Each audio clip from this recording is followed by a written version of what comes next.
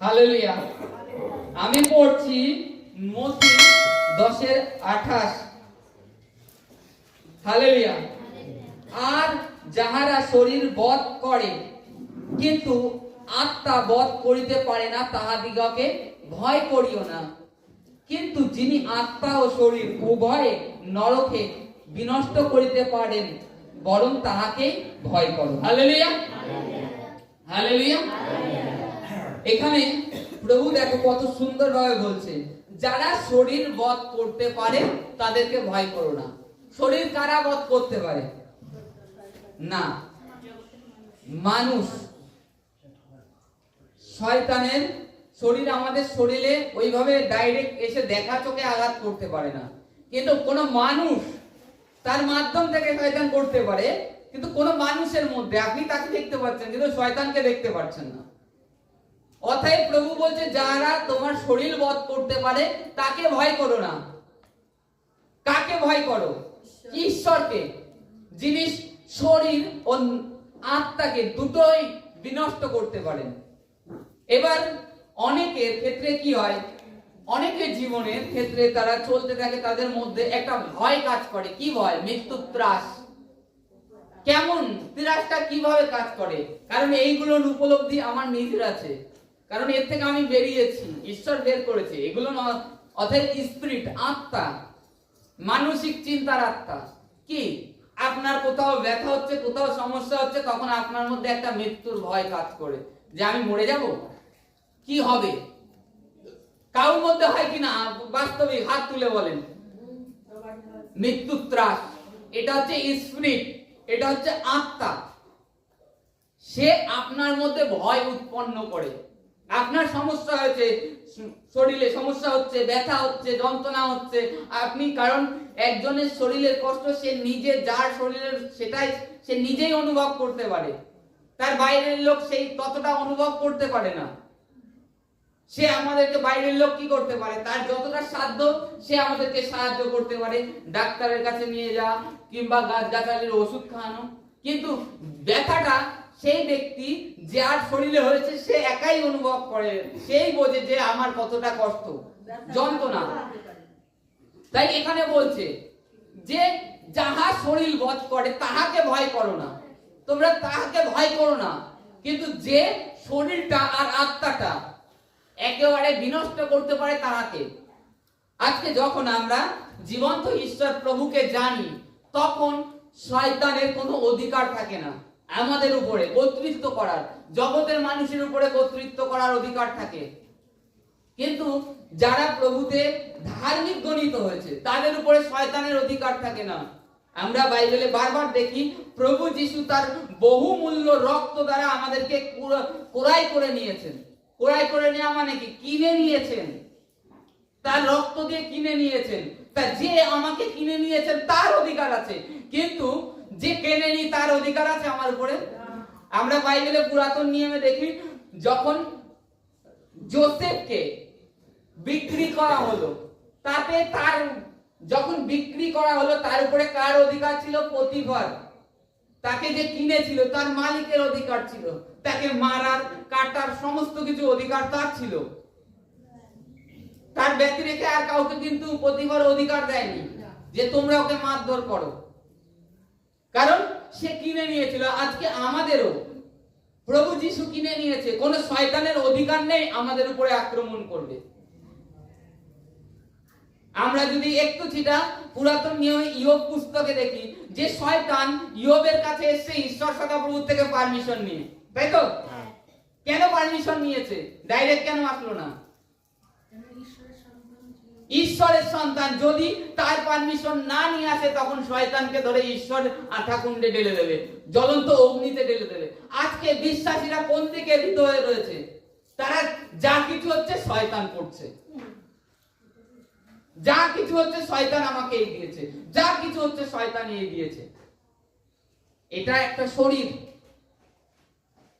এতে সমস্ত যে ঋতু পরিবর্তন হচ্ছে তার একটা ওয়েদারের ব্যাপার থাকে।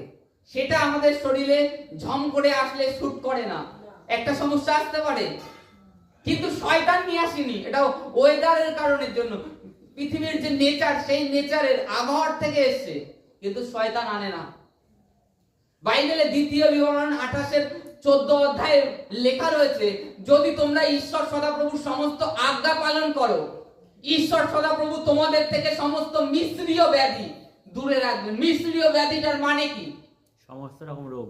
সমস্ত রকম রোগ নয়, জ্বর এসব নয়, উৎকট ব্যাধি, উৎকট, যেরকম বড় বড় ব্যাধি, ক্যান্সার, HIV, টিবি, কিডনির সমস্যা, হার্টের সমস্যা, এই উৎকট ব্যাধি, এগুলো হচ্ছে উৎকট ব্যাধি, যার কোনো চিকিৎসার দ্বারা মাধ্যমে পুরোপুরি মানুষ সুস্থতা লাভ করতে পারে না। কিন্তু জ্বর কি? জ্বর তো সাধারণ একটা রোগ।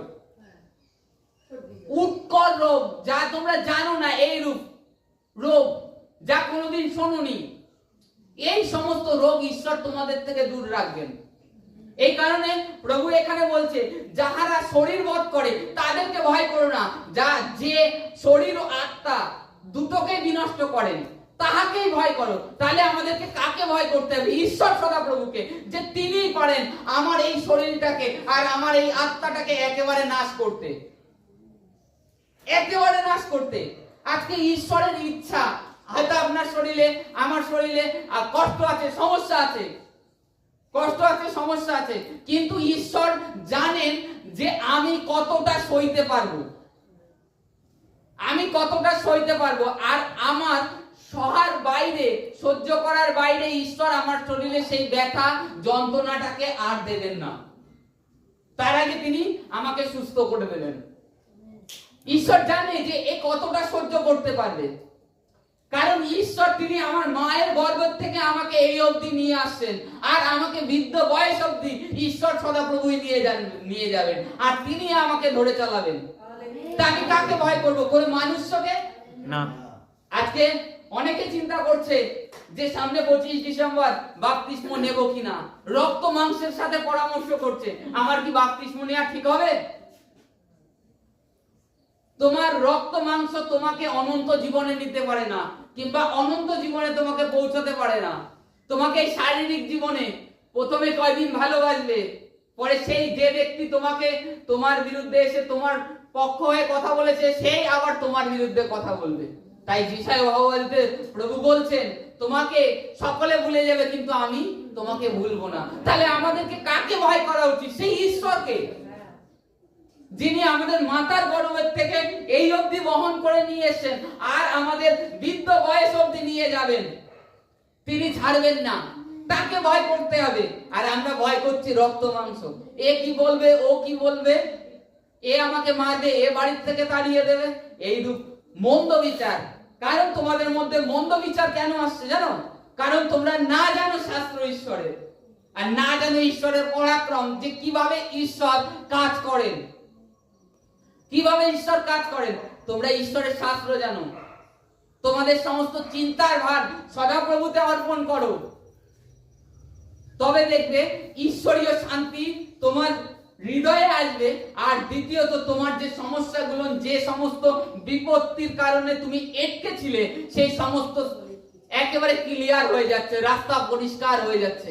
কারণ তুমি তোমার ভার কাকে দিয়েছো? সেই সৃষ্টিকর্তাকে, জীবন্ত ঈশ্বরকে, আর তিনি তোমাকে ধরে রেখেছেন। এই কারণে বাইবেলে লেখা আছে, কোনো মানুষকে ভয় করো না। যে মানুষ তোমার শরীরে ক্ষত করতে পারে, আঘাত করতে পারে, তাকে ভয় করো না।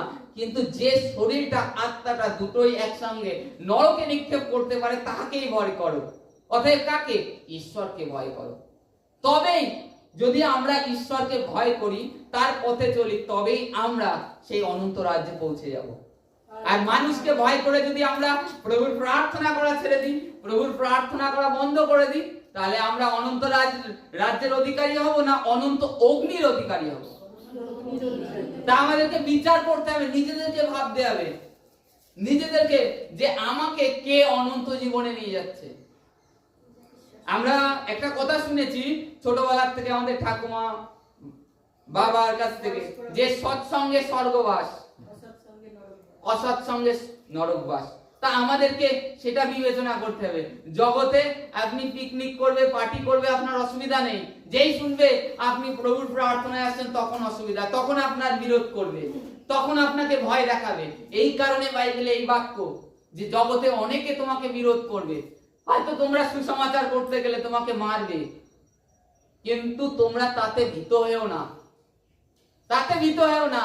তোমাদের শরীর ও আত্মা যে বিনষ্ট করতে পারে তাহাকেই ভয় করো, ঈশ্বরকে, ঈশ্বরকে ভয় করো। আর প্রত্যেককে বলবো আমি যে তোমরা যখনই প্রার্থনা করতে বসো তখনই বলো, হে পিতা জীবন্ত ঈশ্বর, তোমার ভয়ের আত্মা আমাকে দাও, তোমার ভয়ের আত্মা, যেন আমি তোমাকে ভয় করে চলতে পারি। তবেই দেখতে পারবে জীবনে ধীরে ধীরে ঈশ্বর তোমাদের যে দুগ্ধ মধুর প্রবাহী দেশে নেওয়ার জন্য মনোনীত করেছেন সেখানে ধীরে ধীরে পৌঁছে নিয়ে যাবেন। আর আজকে আমরা ঈশ্বরকে ভয় করছি না, নিজেদের ইচ্ছা অনুসরণে কর্ম করছি, পবিত্র আত্মার স্বীকৃতি গ্রহণ করছি না, যে পবিত্র আত্মা কি বলতে চাচ্ছে, আমাকে কোন পথ দেখাতে চাচ্ছে। যখন আমরা পবিত্র আত্মার থেকে আজ্ঞা প্রাপ্ত হই তখনই আমরা ঈশ্বরের যে ঈশ্বর আমাদের জন্য যে পরিকল্পনা রেখেছে সেই সমস্ত পরিকল্পনা অবধি পৌঁছাতে পারি।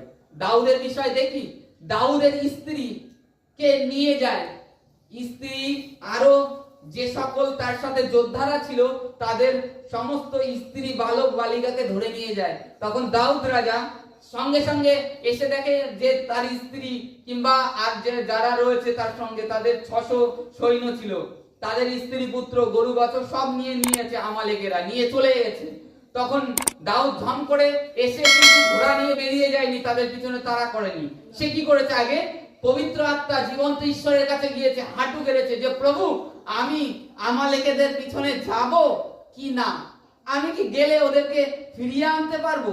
আমরা তো মাত্র 600 লোক আর ওরা তো 10,000 রয়েছে, প্রভু কি করব, তোমার থেকে উত্তর আসুক। তখন প্রভুর উত্তর আসে, যাও আমি তোমার সাহায্য করব, তুমি তোমার সেই সমস্ত লোককে উদ্ধার করে নিয়ে আসতে পারবে। তখন দাউদ যায়, 600 লোক নিয়ে গিয়ে 10,000 লোককে হারিয়ে তাদের স্ত্রী বালক বালিকা পশু ধন কিংবা ওই আমালেকীদের যে সমস্ত সম্পত্তি ছিল সমস্ত কিছু নিয়ে আসে। কারণ ঈশ্বর তাকে পারমিশন দিয়েছে, আজ্ঞা দিয়েছে। অতএব ঈশ্বর বলেছে আমি তোমার সঙ্গে আছি, তোমরা 600 আসো তাই কি হয়েছে, ওরা 10,000 থাকুক, কিন্তু আমি তোমার সদাপ্রভু, আমি তোমার সঙ্গে ঢাল হয়ে দাঁড়াবো আর আমি যুদ্ধ করব, তোমাদেরকে যুদ্ধ করতে হবে না। আজকে আমরাও সেই ফিক্স ম্যাচের মধ্যে রয়েছি, ঈশ্বর আমাদের সঙ্গে আছে, আমরা জয়ী হবই। আর এটাই লক্ষ্য রাখতে হবে, আমাদের ভার, আমাদের শরীরের বিষয়, আমাদের আত্মার বিষয় যেন ঈশ্বর সদার প্রভুর উপরে ভার অর্পণ করি, তবেই আমরা ঈশ্বর যে সমস্ত প্রতিজ্ঞা করেছে আমরা পৌঁছাতে পারবো। আর আমরা যদি শরীরের চিন্তা করি তাহলে পৌঁছাতে পারবো না। আমাদেরকে শরীরের থেকে, এখানে শরীর ও আত্মা যে বিনষ্ট করতে পারে তাকে ভয় করে তার দেখানো পথে চললে তবেই আমরা ঈশ্বরের সেই রাজ্য অবধি পৌঁছাতে পারবো। Hallelujah, hallelujah, hallelujah.